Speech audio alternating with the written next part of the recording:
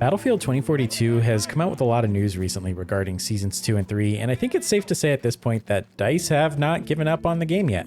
I wanted to take the time in today's video to discuss whether or not it's time to actually consider buying this game if you haven't yet and are curious about it. Before we get to that though, I just wanted to recap a few of the main points leading into Seasons 2 and 3. So for next season, we have one new specialist and one new map, which DICE have confirmed will be the standard moving forward in terms of quantity of content. A little disappointing there, but I would rather take quality content over quantity. We also have two map reworks coming in this season. One is Renewal, which we've discussed in a previous video. The other is Orbital, which was one of the better maps at launch in my opinion, and looking at the changes they've shown off, I'm hopeful that this map will become one of the best of the bunch. They're not just using generic shipping containers everywhere for every bit of additional cover, but instead adding things like craters and destroyed tanks to really give the feeling that a battle is going on. On top of the gameplay changes, these are the types of immersion-oriented improvements I really want, and I'm optimistic Orbital will be a big win when the rework launches. We're getting two new primary weapons as well as a new secondary, and we'll begin to see portal weapons filtering into all-out warfare from previous games. I really can't wait for this. There's a lot of old favorites I'd love to use as part of all-out warfare,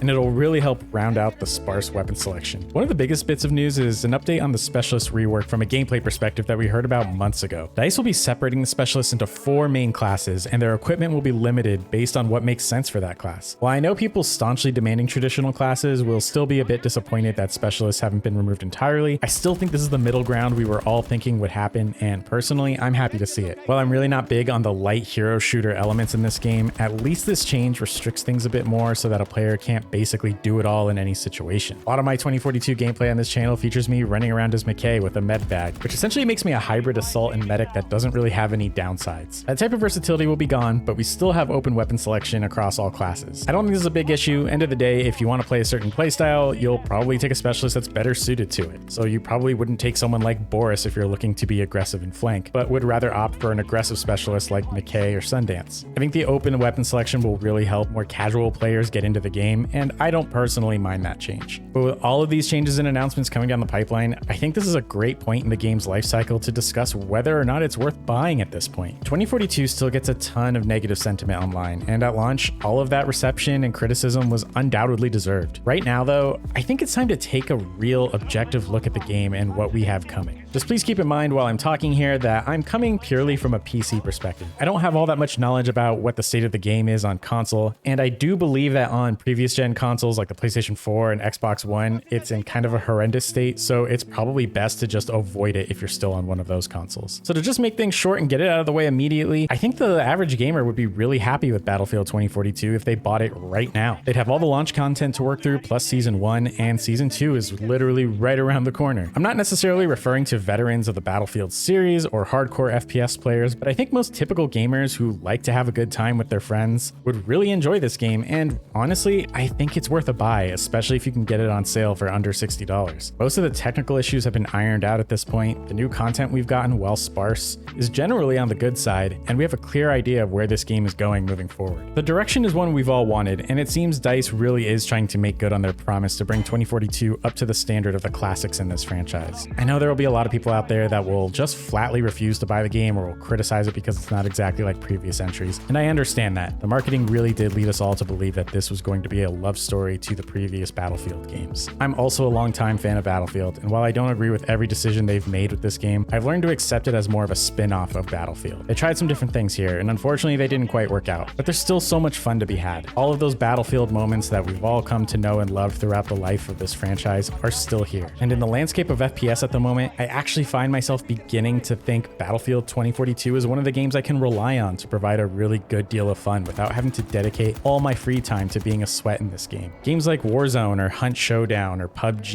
you really have to dedicate the time to get into the meta and really understand how those games work to really be successful. Here I feel like I can jump in, jump out, and have a great time. Even if I don't necessarily pull off the best KD, it's still a blast. And once the next 2 map reworks are released along with the new map releasing in Season 2, we'll have 5 out of 9 maps being really solid. And if they keep that pace up in Season 3, we'll be looking at 8 out of 10. Of course, I wish we could have gotten off to a better start, and it's tempting to imagine what this game could have been like if it came out with more weapons and better and more maps to begin with. Maybe the developers would have a lot more time to deliver a quantity of content that we've come to expect from previous titles in the series. Maybe we'd be getting something like 4 to 8 guns and maybe 3, 4, 5 maps per update. But I think it's time to stop complaining about the past, the could have, would have, should have, and just look at what we have now and what we're getting moving forward and what the FPS scene looks like. While I don't think 2042 will ever quite measure up to the likes of Battlefield 3 or Battlefield 1, I think it's becoming a good game in its own right. Hazard Zone has even improved quite a bit, even though DICE said they were cutting off support for it. Portal is always a good bit of fun, and even though I think it will still need persistent servers to realize its true potential, there's still a really good time to be had over there, and they're constantly getting new tools with every update. The game is undoubtedly still missing features, and I'm not trying to just praise the game outright. There's still no server browser for all-out warfare, things like platoons are not quite up to the level that they were in previous games, and I understand that some players still feel too put off by the launch of the game and the misleading marketing leading up to the launch. To me though, I'm willing to let it all go and just judge the game for what it is now and what it's becoming, and to me,